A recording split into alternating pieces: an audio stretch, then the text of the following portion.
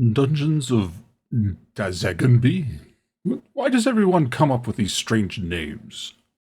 Hello, friends! Welcome back to another Reviewcap.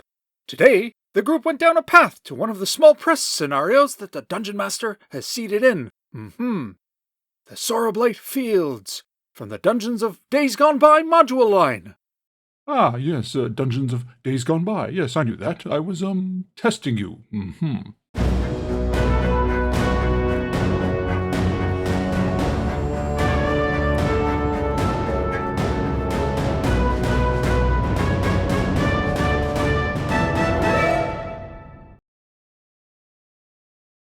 As always, the action is recreated using the Order of the Stick Monster for Every Season cutout minis. Today's players: Neil as Onion Buns Bumblestump, Neutral Halfling, Level 2. Nathaniel playing Algie, Lawful Fighter. Rick as Elvis, Neutral Bard. George as Quick Vincent, Neutral Fighter. Vahid as Jadoo, Lawful Magic User. Since not everyone who left off from the previous session's cliffhanger was able to attend, the players went with alternate characters, opting to resolve the Dungeon of Terror at another date. In the town of Kleina, Onion Buns Bumblestump has spent a few days with a lovely halfling lass named Verelek Ruby Rose Chubb. What? Another halfling named Chubb? Oh, I wonder where this DM's mind is at. He departed the previous group after hearing the Siren Song of Love, and the group that went into Caldwell's castle has not returned. But feeling that they are capable of taking care of themselves, he has met up with some other adventurers. They sit in the local tavern owned by Bauer, the mayor. A barmaid comes by, but Quick Vincent is insulting and condescending. She openly spits in his drink. A gold piece tip from Bumblestump gets her to discuss a blight that has been affecting the fields, and that Bauer the mayor is offering coin to mercenaries. Meanwhile, Elvis attempts to charm some patrons with song, but to no effect. The king of Bardcore he is not. Bumblestump and Algie confer with Bauer and agree to investigate. The terms are 20 gold pieces for information on the source of the blight and 200 for dealing with it. Bauer sends the team with Eric, a young stable hand at the inn, who leads them to the first of the 3 farms experiencing the blight. Jadoo and Quick Vincent each bring a war dog that they had purchased pre-session from a kennel master in town. Bumblestump gives the young lad a gold piece, earning him another friend with a high reaction roll. They find a 4-foot-wide pool of black oil, with dead vegetation surrounding the goop. Quick Vincent lights a torch and attempts to burn it, but to no avail. Elvis tries singing to it, also to no effect, except for the longing looks of a farmer's daughter. The group spreads out and searches the area looking for clues.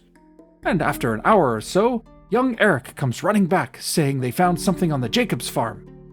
The group follows Eric, and Farmer Jacob shows them a dead goblin, kicked in the head by one of the mules. Vincent and Jadoo search outside for tracks and clues, while Bumblestump investigates the body and Algie searches around the barn. He finds a water skin buried in the hay. It reeks, and when he overturns it, a few drops of the black substance drip out. Vincent and Jadoo find evidence of animals pulling a cart, along with other small humanoid tracks. They form up and follow for a quarter of a day. The farmland recedes into rough terrain, rocky with limited vegetation. They split up and search. Vincent smells smoke, burning wood, sort of like a campfire. Bumblestump encounters goblins, and after a quick round of hide-and-seek, he flees back to the group. Reunited, they return to where the goblins were and are able to follow the tracks to a hidden cave. In the cave, 2 ramshackle double doors have the words, "Humans keep ut," etched on them. A bar on the other side can be seen through the slats. Elvis uses his sword to slide through the warped wood and move the bar up so they can enter. Bumblestump scouts ahead and sees a bonfire in the center of the cave, with hay pallets spread throughout the area, but nothing else. He returns to the group, and they creep forward together. A group of 6 goblins hiding in rubble and rocks that Bumblestump didn't see leap out and attack. The group is not surprised, and ends up winning the initiative.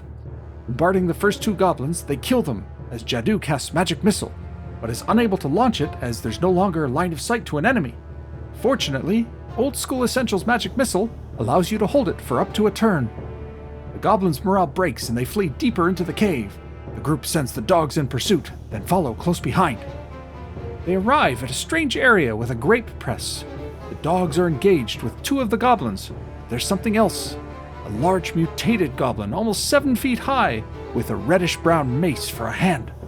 The group fires missiles at the beast, but the hits don't go well.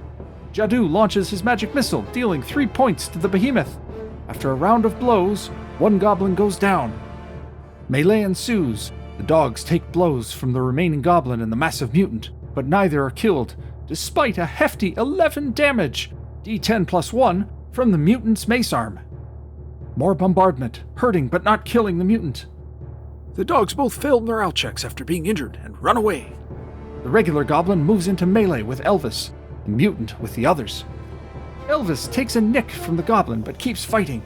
The mutant misses Jadu. Bumblestump's hits are on point, but only rolls a 1 for damage. New initiative is rolled. Simultaneous! Vincent was behind Algie with his spear, hoping to attack from a back rank, but the mutant moves in within reach and splats him for another full damage roll of 11 on D10 plus 1. Elvis attempts to kill the goblin, but he can't get a hit in. He himself takes another single point, now down to 2 hit points. A new round starts, and Bumblestump flees, leaving the others to make their own choices. They attempt to keep fighting, but Jadu is killed by the mutant. Declarations are made, with Elvis opting to flee and escape with Bumblestump, while Algie steals himself and continues to fight. They lose initiative. The goblin stabs Elvis with +2 to strike because he had chosen to flee at full speed. A 1 in 6 chance he survives, but his luck fails as the goblin rolls a 4, ending the bard's short career.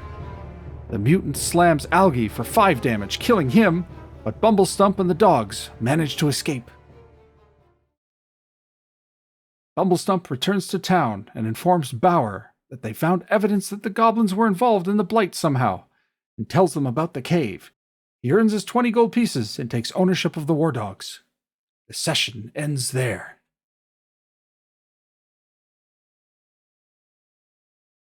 Hooray for indie modules, friends! The Sorrowblight Fields is a Dungeons of Dazegoneby module by Matt Klein of Creation's Edge Games. Meant for swords and wizardry specifically, this module is already mostly compatible with Old School Essentials and posed no challenge to convert. The characters dealt with the first 2 rooms of this cave, encountering the very dangerous mutant goblin called a Grug in this module. The first cave is basic fare, some goblins guarding the entrance and potentially will alert the rest of the cave. The Grug is entirely different. A massive threat, as you saw. He can be defeated when the dice cooperate, which as regular viewers know can be the worst obstacle a party will face. But the threat has been identified and Bumblestump escaped to report, so we'll see what further incursions will bring. The module opens with setup information for the DM, outlining the overall scenario, and a few optional hooks for players, as is the norm. If I had a complaint, it would be the placement of the cavern map within the module. It's on a page with other dungeon info, where I'd prefer all maps have their own pages, so I can easily access the map without flicking back and forth through a module, or scrolling up and down on a PDF. It's a minor quibble, but a pet peeve of mine for module design. Separate your maps, game designers. It makes a dungeon master's life easier. As always with my review caps, I don't want to reveal too much right now, as there's still more for the players to do. But this first part of the scenario, wherein the players are alerted to a strange blight, can be a great opportunity to introduce and flesh out NPCs. Farmland adventures can happen anywhere, so this adventure is easily inserted in virtually any ongoing situation. I first discovered Creation's Edge Games a few years back, and have quite enjoyed their offerings. This series of Creation's Edge modules are available on DriveThruRPG and are well priced. Most of the offerings are mini-modules, single scenarios easily inserted into a campaign, which is, I imagine, of great use to many DMs out there. These little modules are charming and whimsical and boast a variety of adventure tones, and Sorrowblight Fields is no different. It reads well, though I did find a typo or 2. This is a minor concern, as the module plays well and is presented in a clean, printer-friendly format. A little mystery and roleplay at the beginning as they explore the strange blight, and then an assault on a goblin lair.